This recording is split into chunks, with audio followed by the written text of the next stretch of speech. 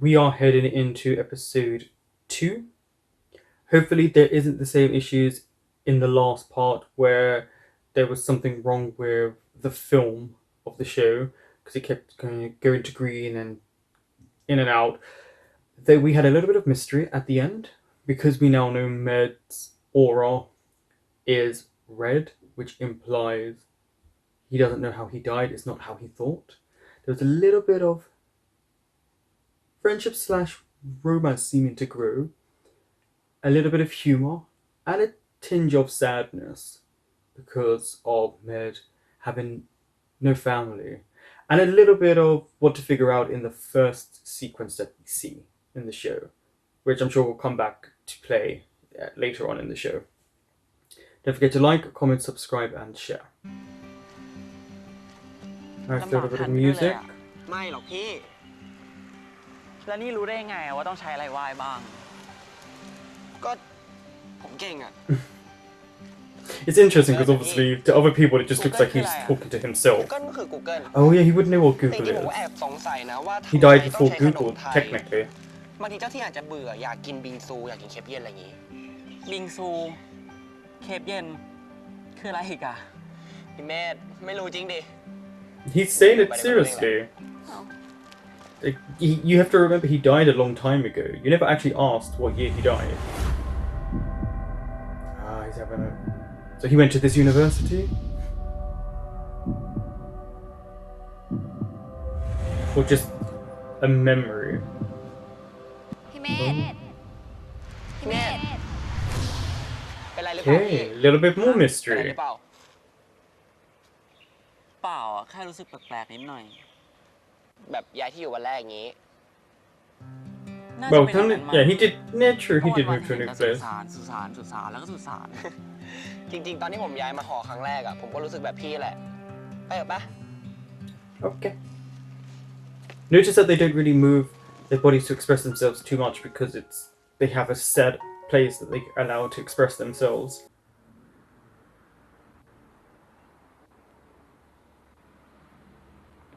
They do use a lot of the same buildings, I think, for filming certain shows, it seems. Oh. Is that for him?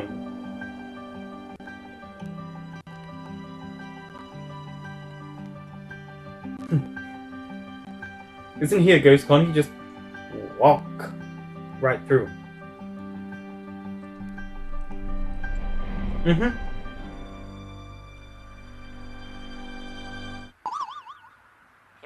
Also, that door was not closed. He didn't even have to put the key in there.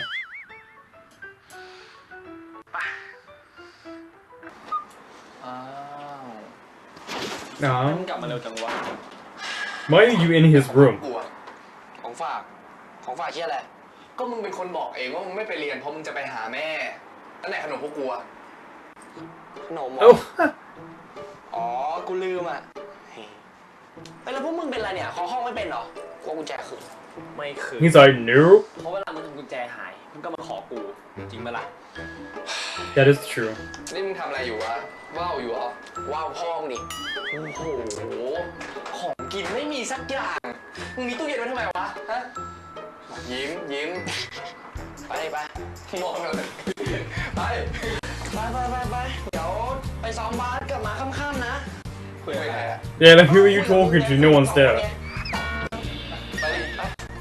แบบนั้นทำไมวะไอ้ที่มึงคุยว่าอะไรนะก็ไปซ้อมบาสกับค่ำๆไปด้วยกัน Please show. Because that... Hey, at least he can get out of the way. Oh, who's she? 30ครบ Oh, wasn't she in,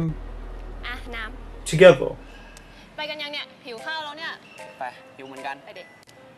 ไอ้ปี๊ดในแคมป์ไปเร็วแฟนเราหิวแล้วจะเอาใช่ป่ะไอ้ปิ่น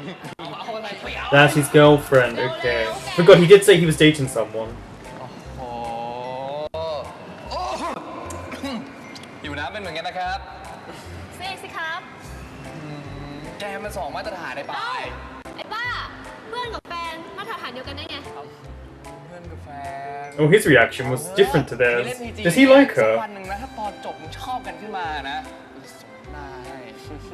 ไม่ Oh, right. เล่นกันก็ดีอยู่แล้วนะแฟนนะ ไปเอาปะอยู่แล้วเนี่ย ไปเปลี่ยนชุดกับกูด้วยเก็บไว้ไปไหน Wait, so are they just friends? Because the way they spoke there made it seem like they're technically not dating.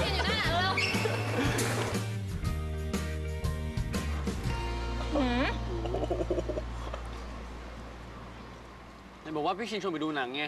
แล้วกินขนาดนี้นี่คือเขาไม่เลี้ยงข้าวเลยไง Okay, they are just friends. They just call themselves แต่กิน girlfriend and ไม่อร่อย boyfriend. เลยอ่ะกินกับผู้ชายต้องกินแบบสวยๆ เก๊กๆอะแก ไม่เหมือนกินกับพวกแกอะอร่อยกว่าเย But อะ they're guys too. What do you think they are? แต่พวกฉันผู้ชายปะวะ ไม่เหมือนกันเว้ยผู้ชายอย่างไอพี่ชินแม่งต้องแบบพี่เก๊กบ้าบออะเรื่องพันว่าน้องปายคะเอานี้ดีไหมคะน้องปายขาพี่ว่านี้ดีนะ ไม่ไหวว่ะขนลุกไม่เอา สุภาพก็ดีแล้วนี่ ไม่ชอบ มันต้องเป็นแบบ So she likes a rough สวั guy? สดีครับน้องปลายครับ นี่เลยฮะอย่างนี้เหรอครับอย่างนี้ก็ช่วยว่าหน่อย หรือว่าจะแบบน้องปลายครับไข่ตุ๋นไหมครับ Are they gonna shove food in her mouth? หรือน้องปลายครับจะรับกล้ามสักลูกดีไหมฮะ โอ้โห พี่ขอปัดผมสักทีหนึงก่อน น้องปายครับรับน้ำอะไรไหมครับ เดี๋ยวปินไปซื้อให้ครับ พวกแกแม่งไปล้อเขาทำไมล่ะ I think he actually meant it. ไปด้วย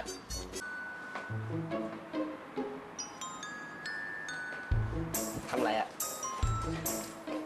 Trying to figure out what this อยากเล่นคอ little มเหรอพี่แม่ thing is. เนี่ยนะคอม ใช่ Because they were big, chunky things เจ๋งยังไง before. วะพี่ก็โน้ตบุ๊กทั่วไปปะก็ถ้าทันเห็นคอมยุคพี่นะ จะรู้ว่ามันเจ๋งยังไง แต่ถ้าพี่เห็น iPad ผมนะ พี่จะคิดว่ามันมาจากอนาคต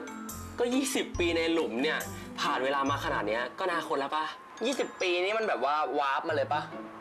วาร์ปคืออะไรวาร์ปแบบ A lot of sayings and วาร์ป phrases, ข้ามเวลา yeah, ผ่าน that ไป he wouldn't have known about. งงไหมเนี่ย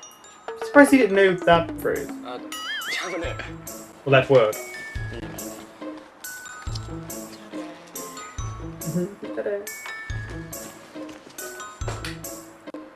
Make blessing, yeah. เหมือนพี่ชอบอ่ะเลยซื้อมาให้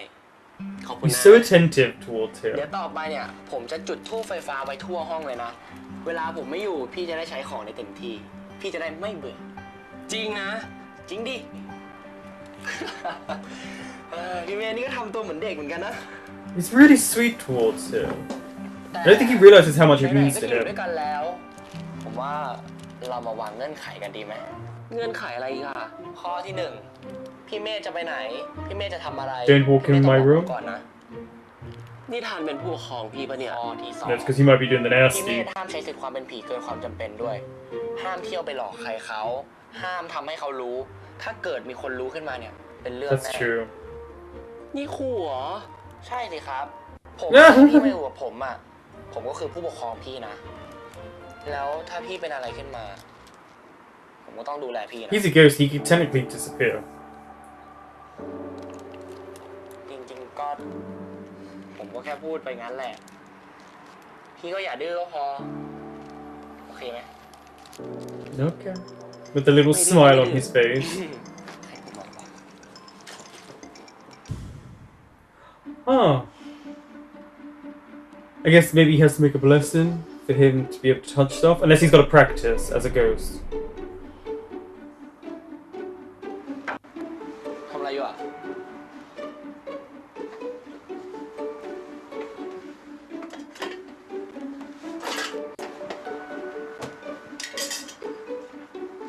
Just grabs it, yeah. But he would be able to. พี่ใช้คอมเป็นแล้วใช่ไหม But also he'll figure out how to พี่พิม use พ์คอมเป็น it. ปะเป็นสบาย อันนี้คืออินเทอร์เน็ตนะพี่ เอาไว้ใช้หาข้อมูล เอ๊ะแต่พี่ชื่อจริงชื่ออะไรนะเผื่อผมจะได้ลองหาให้ That's true, he can look out information about him. Look up information. He doesn't remember it. Well, yeah. พี่ก็นั่งเล่นคอมแก้เบื่อไปแล้วกันเนาะ ตอนผมไม่อยู่ As he gets his memory back in instances where he remembers things. เอ้ย เสร็จแล้ว เดี๋ยว ไปแล้วไม่งั้นเดี๋ยวผมไปเรียนก่อนนะเดี๋ยวเย็นๆเจอกันเดี๋ยวไปด้วยเหตุอันไม่เป็นธรรมจนเป็นการบันดาลโทสะนั่น What is he up to? มาตรา 72 ประมวลกฎหมายอาญา Oh, okay. งั้นวันนี้แค่นี้ก่อนนะ เจอกันชั่วโมงหน้า ขอบคุณค่ะ ขอบคุณครับ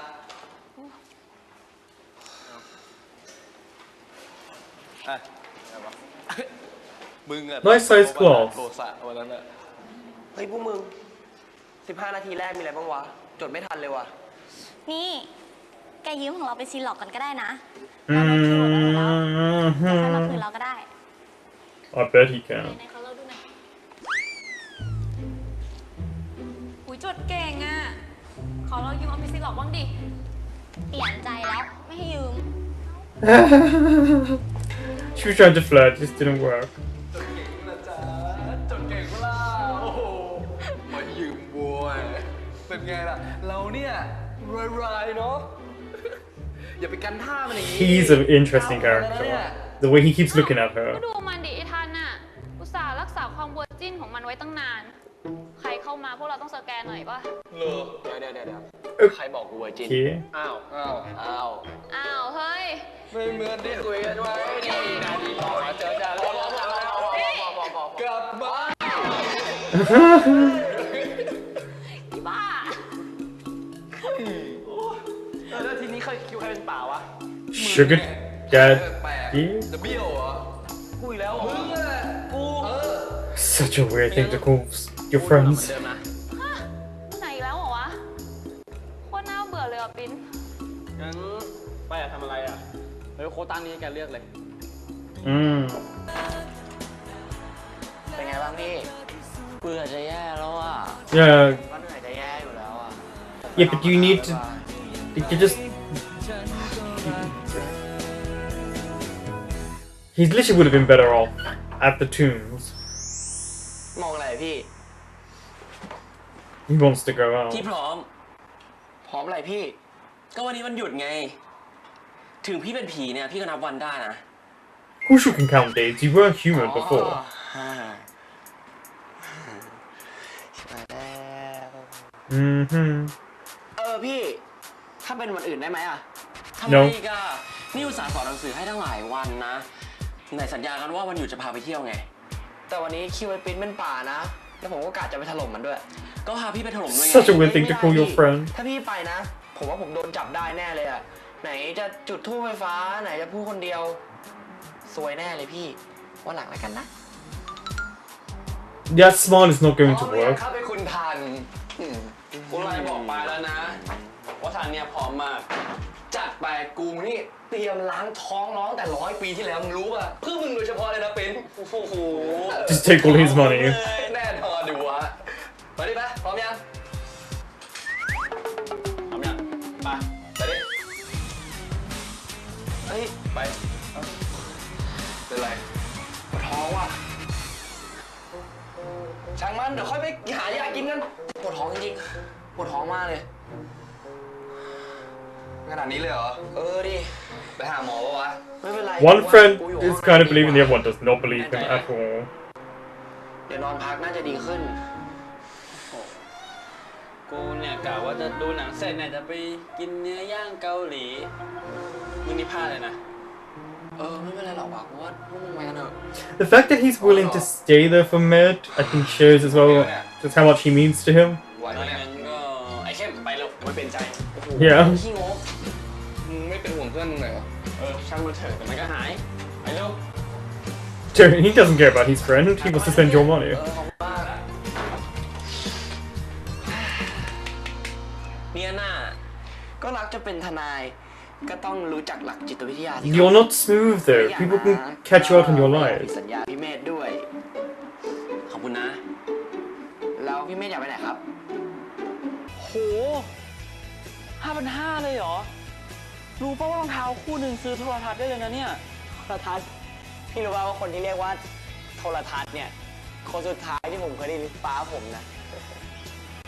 มันก็เหมือนกันป่ะ Yeah, เหมื television. อนแหละ She's looking at him like, who the hell are you talking to? อ๋อไม่มีอะไรครับ เอาคู่นี้เลยแล้วกันครับ ไป ได้ค่ะค่ะใช้ในแคชเชียร์ได้เลยค่ะ and get out of our store. 5,500เลยนะ เอาปะล่ะ How can he afford ได้ it? ราคา Does his mother have money? เรียบร้อยแล้วนะครับ นะคะขอบคุณค่ะ ขอบคุณครับ Does he work? I haven't seen him work. แล้วไม่ต้องจ่ายตังค์เหรอ จ่ายเสร็จแล้ว อาจจะคุยโทรศัพท์อยู่ก็ได้นะ He may be talking on the phone. เดี๋ยวนี้ใครเขาใช้เงินสดกันพี่ Yeah, really, people really don't choose cash. They don't like you anymore. โลกเนี้ยมีอะไรพี่เรียนรู้อีกเยอะเลย สนุกแน่ไป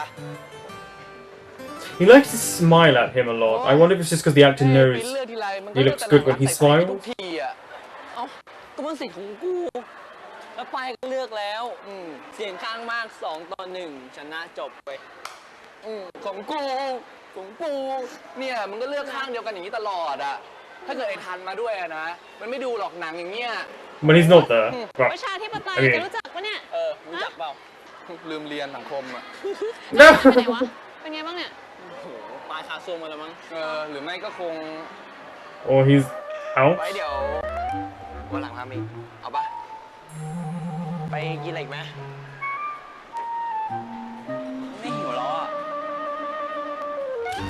เฮ้ยหายแล้วพี่ Run. ปิ๊นไอ้ปิ๊นทันไอ้ทันอะไรของมึง Wait, he's had.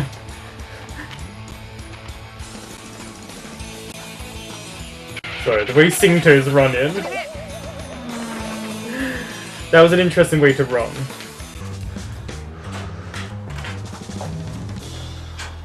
Really good use of camera work there. เอ้าพวกมึง บอกแล้วว่าไม่ใช่ But he's wearing the same top. ไอ้ทันมึงอยู่ห้องตลอดเลยเหรอดิ Yeah. กูก็นอนอยู่เนี่ย โอ้ยขาดทุนหนังด้วยเนี่ย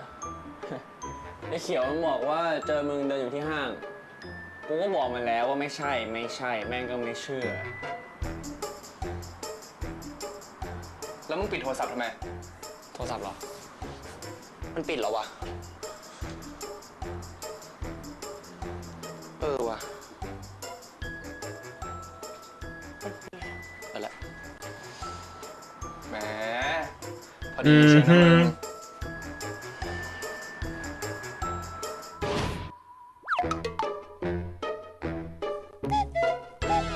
He's trying to tell him. เฮ้ยพวกมึง อะไร I mean, yeah, no one's there. It's a random noise.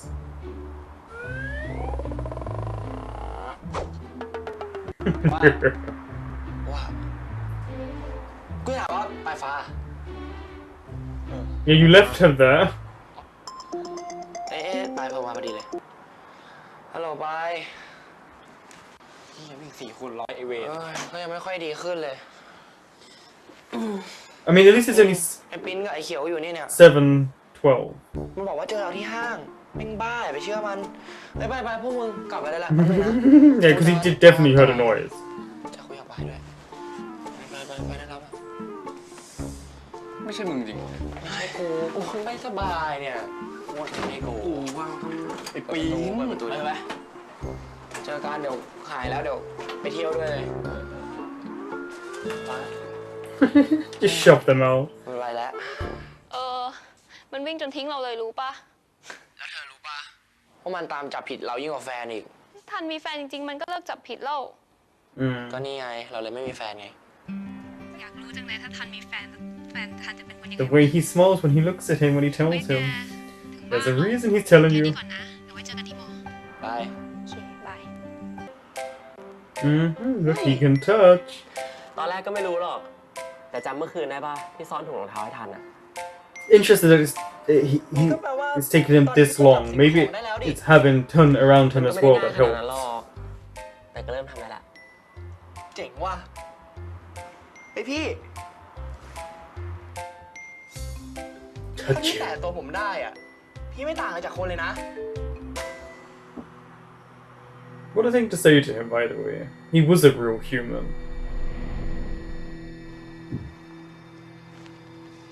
Start small. พี่คงสัมผัสได้แค่สิ่งของละมั้ง แต่ไม่เป็นไรหรอก แค่นี้ก็ดีละ For คอยดู now. นะ จะเปิดโทรทัศน์ดูเอง จะเปิดคอมเล่นเอง No, he's like, no, don't touch my stuff. หรือว่าจะซักผ้าเองล้างห้องน้ำเองถูห้องเอง นี่ ใช้เลยนะ ก็ทำได้แล้วนี่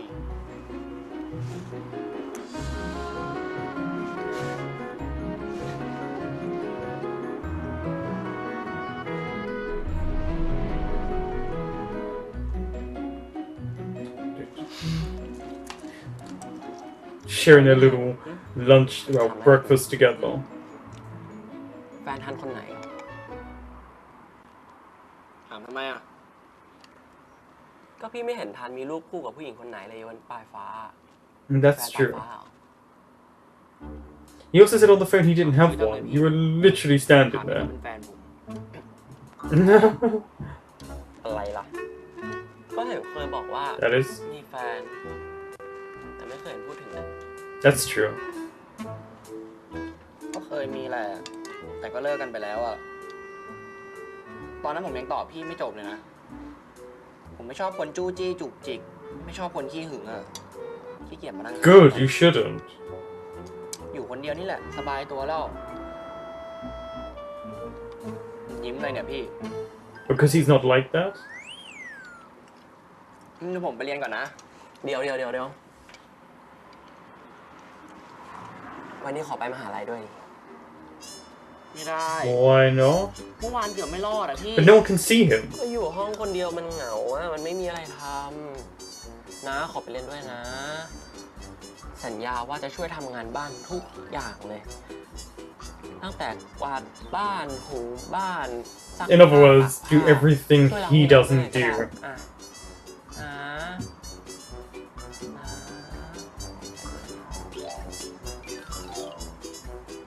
มันก็อยู่ใกล้ๆผมตลอดแล้ว That little look. จริงนะ ทันใจดีที่สุดเลย Tan really gives in to him. All the time. คู่หนึ่งขี่มอเตอร์ไซค์ไปเที่ยวด้วยกัน แล้วเกิดอุบัติเหตุ ฝ่ายหญิงล้มลงหมดสติ แล้วฝ่ายชายไม่ช่วยเหลือ เพราะคิดว่าแฟนตัวเองเสียชีวิตไปแล้ว แต่ปรากฏว่าอีก 8 วันผ่านมา ฝ่ายหญิง Right. ฟื้นขึ้นมา จากเคสตัวอย่างนี้ ฝ่ายชายมีความผิดตามกฎหมายหรือไม่ อาจารย์ครับ ผมคิดว่าไม่น่ามีนะครับ ศาลมองว่าจำเลยไม่ช่วย Yeah, I was gonna say it's negligence because he left her. He could have assisted or done something to, อาจถึงแก่ความตายได้ which could have, yeah, got the ambulance there ผู้เสียหาย faster. ที่สองตกจากรถจักรยานยนต์ หมดสติถึง 8 วัน และไม่แจ้งให้ผู้ใดทราบจำเลยย่อมเล็งเห็นผลได้ว่า เมื่อผู้เสียหายหรือฝ่ายหญิงไม่ถึงแก่ความตาย จึงมีความผิดฐานพยายามฆ่าผู้อื่น เชี่ยเมธไปเล่นที่อื่น But if it's attempted, I guess you have to prove that he didn't attempt รวมหน่อย to สิมีอะไรนะ crash the motorcycle. There has to be intent ฟังไม่ there. ทันครับ นี่ ตั้งสติหน่อยทนายกร ถ้าเธอได้เป็นทนายต่อไปเนี่ย แล้วมาทำหน้าเบอร์ใส่สารท่านแบบเนี้ยจะได้ไหม ครับ เข้ม มึงว่าเดี๋ยวนี้ทันแปลกๆวะ Yes. มันยังไม่หายปวดท้องเปล่า Mm-mm. กี่หยกพี่ในมือ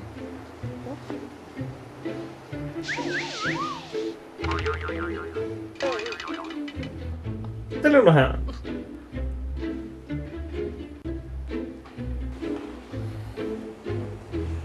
พี่ไปรอข้างนอกก่อนได้ป่ะพี่ตรงนี้ผมเรียนไม่ Yeah, you can't disturb him in ก็ class. ไหนบอกให้อยู่ใกล้ๆไง ไม่ต้องใกล้ขนาดนี้ก็ได้ พี่ไปรอข้างนอกก่อน นี่ ถ้าเธอยังไม่พร้อมที่จะเรียนเนี่ย ก็เชิญออกไปข้างนอกก่อนได้นะ ขออนุญาตครับ Okay, he's starting to affect his lessons. Is he gonna write his notes for him?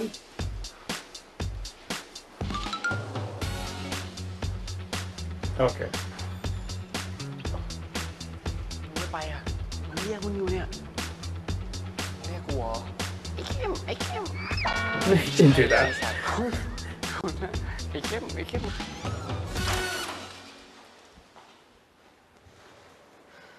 ถ้าพี่อยู่ข้างในด้วยอะผมเรียนไม่รู้เรื่องแน่ๆ พี่รออยู่ตรงนี้นะ or let him ไม่ได้อ wander ยู่ใกล้ๆหร about. อพี่เมธรู้แล้วล่ะดุทำไม รอตรงนี้นะ หน้าห้อง เดี๋ยวผมออกมารับ But then, yeah, he won't wait there.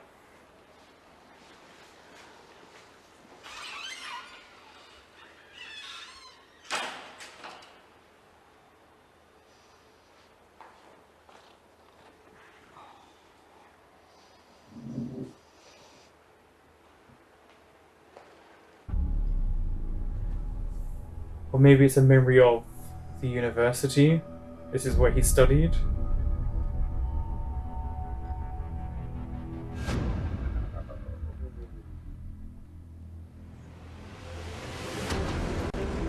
I do like that they're leaving so much mystery for us to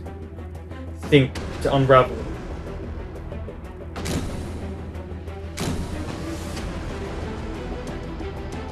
He's gonna get lost now, right? Because he just kind of moved from his position.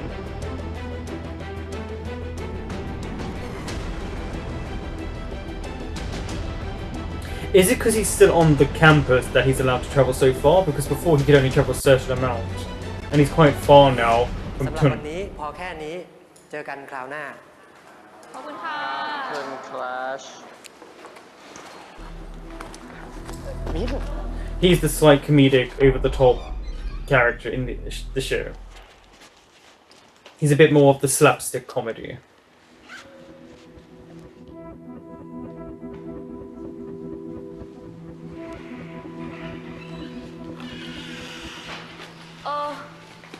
เราหาดีการเรื่องอะไรกันดีวะ คิดไม่ออกเลยอะ งั้น Oh no, he's wondering where he เดี๋ยว is. หาดีกายพิสดารเผื่อเอง ดิวนะ ห้ามเปลี่ยนใจ โอ้ยไปกินข้าวเนอะหิวข้าวแล้วเนี่ย อยากได้ข้าวแล้วไป ท่าน พวกมึงไปกันเลยเดี๋ยวไปเข้าห้องน้ำก่อน He's acting weird for them. มันมองอะไรของมันวะ บอกมึงแล้วว่าแม่งอะแปลกๆ เชื่อกูยังว่าแม่งอะเล่นของ กูเชื่อแล้ว Not blood บอก magic. แล้ว เดี๋ยวกูโทรหาพี่แถวบ้านกู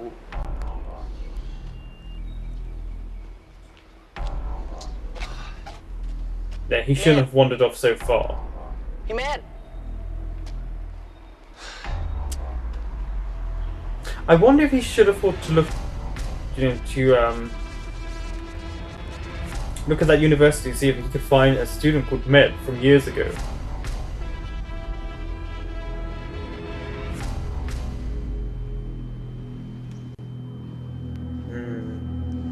Here we go, the ringing is in more intense.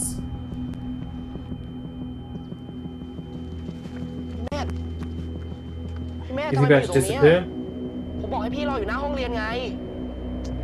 ถ้าพี่หายไปจะทำยังไงอะจะหาเจอไหม Is he gonna แล้ว faint? พี่จะกลับหอถูกไหมเนี่ย พี่เมธ พี่เมธ พี่ฟังผมอยู่ปะเนี่ย บริหารเศรษฐกิจการวิเคราะห์เศรษฐกิจบริหาร He now knows what he was studying. ขอบคุณนะ แล้วบัตรห้องสมุดเราปกติมันยืมได้ทีละกี่เล่มอะ 2 เล่ม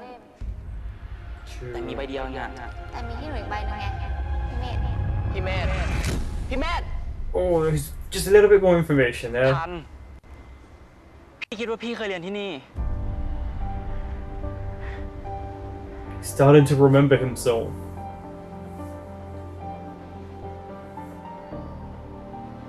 See, now they have a basis to look for him. The intense music.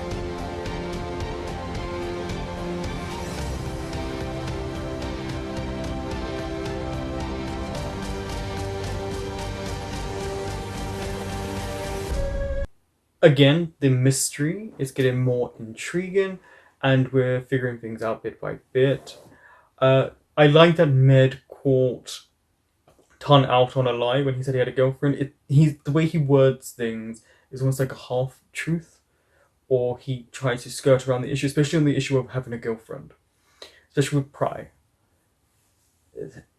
Her dynamics within the group and with him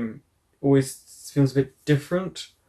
And I like this. I actually like this group of friends because it feels like it would be for people that age. And even though it's a university setting, it's also slightly different because obviously Med is a ghost and died at 22 as well. So it feels a little bit on the older scale, especially for the university. If not, he had just maybe graduated. With Tan, we're starting to get to know that, we're not exactly sure what his home life is like. His friendship group is great. He also does very quickly give in to Med in anything he wants, and he wants to make him happy. But I like how he kind of called out, I don't like jealous and possessive people. It's almost as if he's trying to explain to Med why he likes him.